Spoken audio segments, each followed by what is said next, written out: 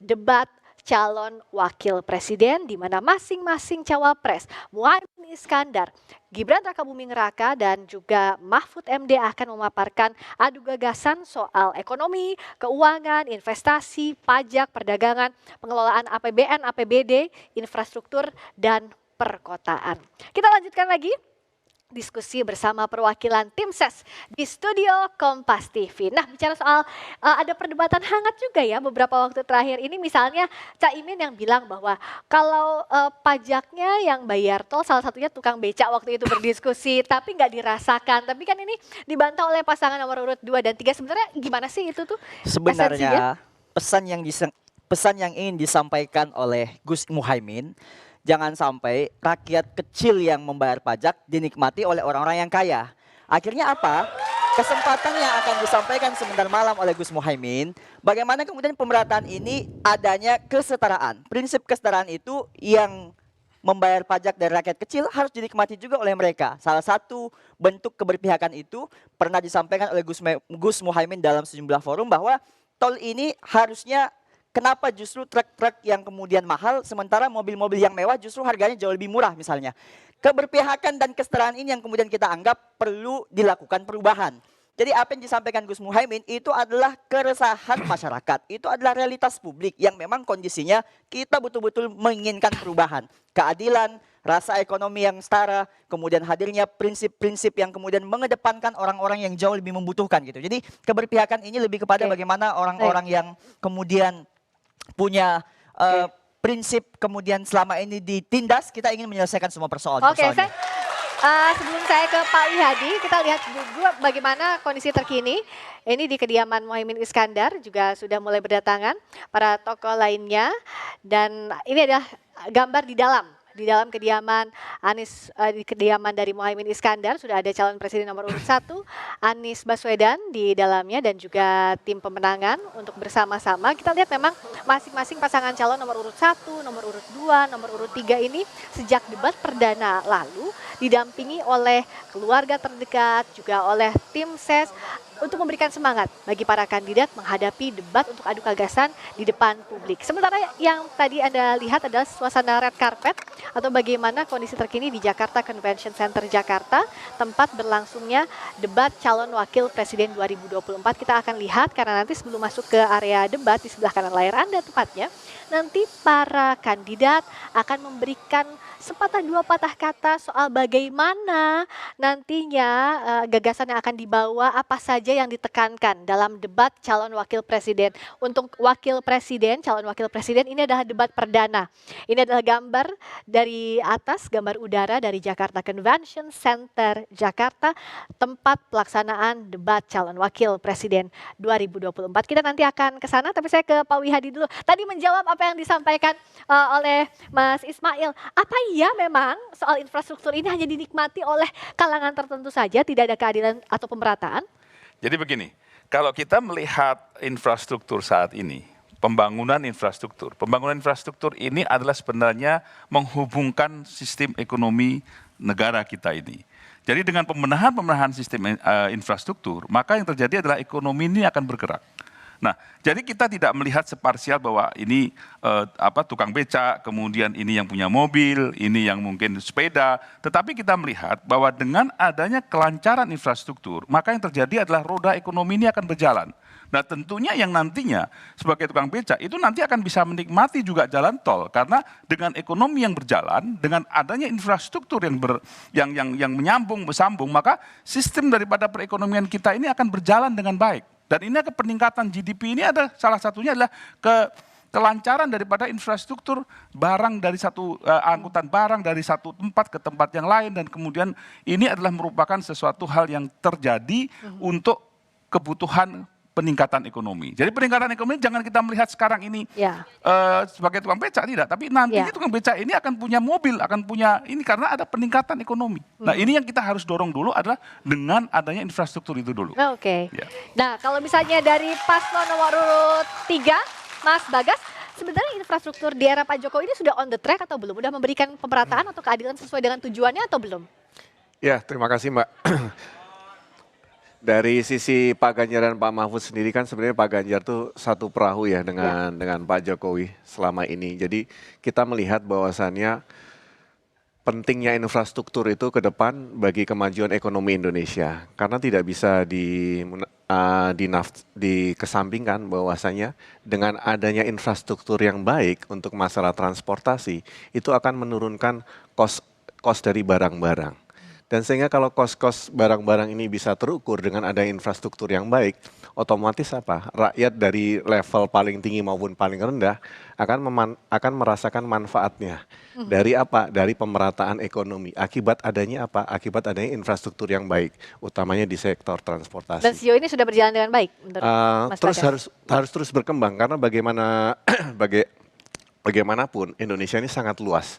Otomatis bagaimana improve bagi setiap pembangunan infrastruktur sampai saat ini harus terus ditingkatkan.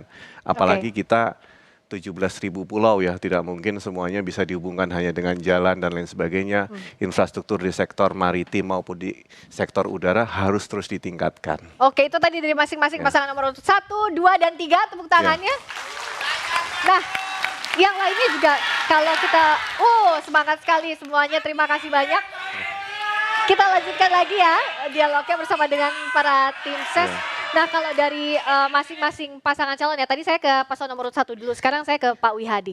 Kalau dari Mas Gibran, misalnya tema perkotaan ini sudah bisa dikatakankah sudah dikuasai oleh Mas Gibran selama menjabat sebagai wali kota Solo? Apa sih sebenarnya yang mau dibawa ke level nasional?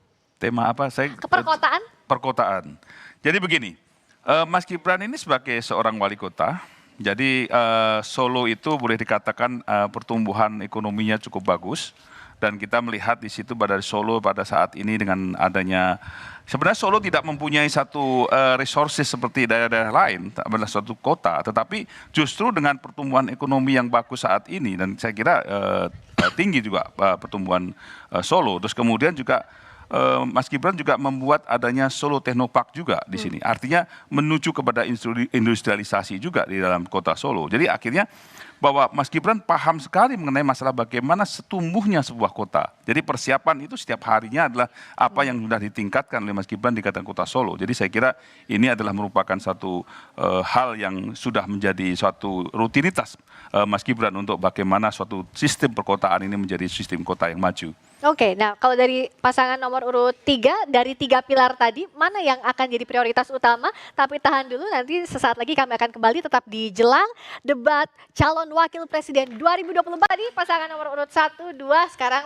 3, Mas Bagas. Jadi dari 3 pilar tadi, mana yang paling jadi prioritas untuk dilaksanakan terlebih dahulu? Ya, tiga-tiganya sebenarnya prioritas ya Pak. Seperti contoh untuk menggunakan anggaran secara efektif dan efisien dengan cara salah satunya meningkatkan pendapatan negara melalui berbagai macam pemasukan. Itu juga sangat penting sekali. Karena apa? Dengan adanya penggunaan anggaran negara yang efektif dan efisien, otomatis kita akan bisa mampu meningkatkan efektivitas dan efisiensi dari perkembangan ekonomi itu sendiri.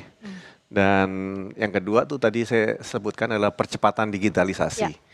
Bagi program-program layanan pemerintah. Kita punya nanti namanya KTP Sakti, dengan adanya hanya ada satu KTP Sakti, itu bisa bermanfaat untuk semua program pemerintah ke depan.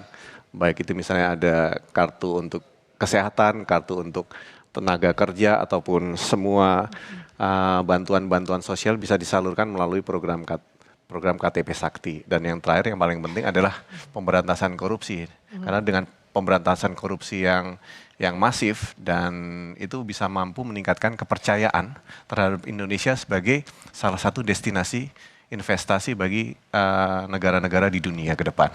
Oke, itu tadi dari pasangan nomor urut 1, 2, 3. Berikutnya kita akan dalami lagi soal salah satu tema debat ekonomi digital dan juga digitalisasi. Kalau dari paslon nomor urut 1 sebenarnya apa yang bisa masyarakat langsung ngeh begitu? Apa program unggulan soal ekonomi digital ini dalam rangkaian kata yang sederhana? Saya kalau bocorkan, nanti nggak jadi surprise disampaikan oleh Gus Imin malam ini. Tetapi saya kasih gambaran besarnya bahwa problematika bangsa kita ini kan sebenarnya produk digital ini sudah ada. Kemasannya sudah dinikmati oleh masyarakat. Tetapi isi produknya hampir semuanya produk luar negeri.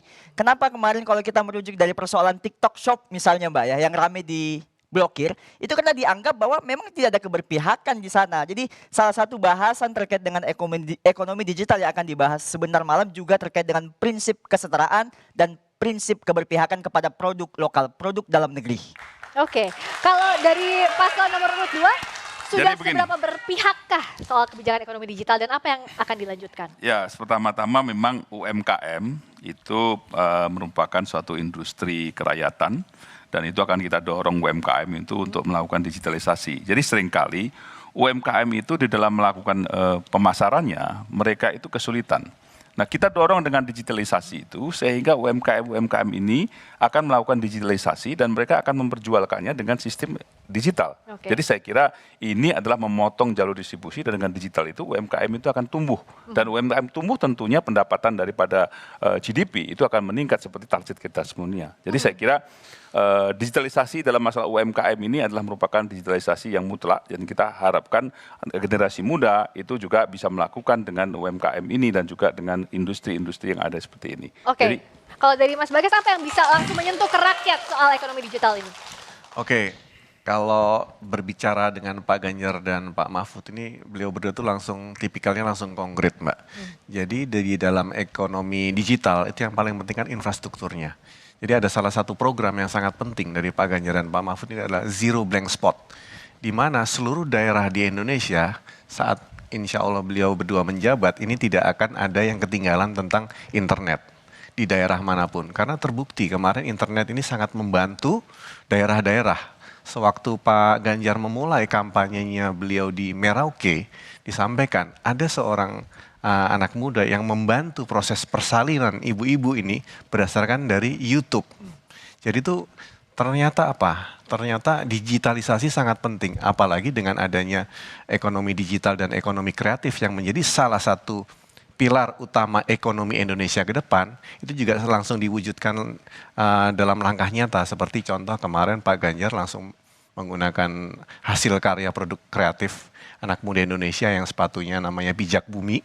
Itu adalah pro-nya beliau kepada ekonomi digital dan ekonomi kreatif Indonesia ke depan. Oke, itu tadi dari masing-masing pasangan calon.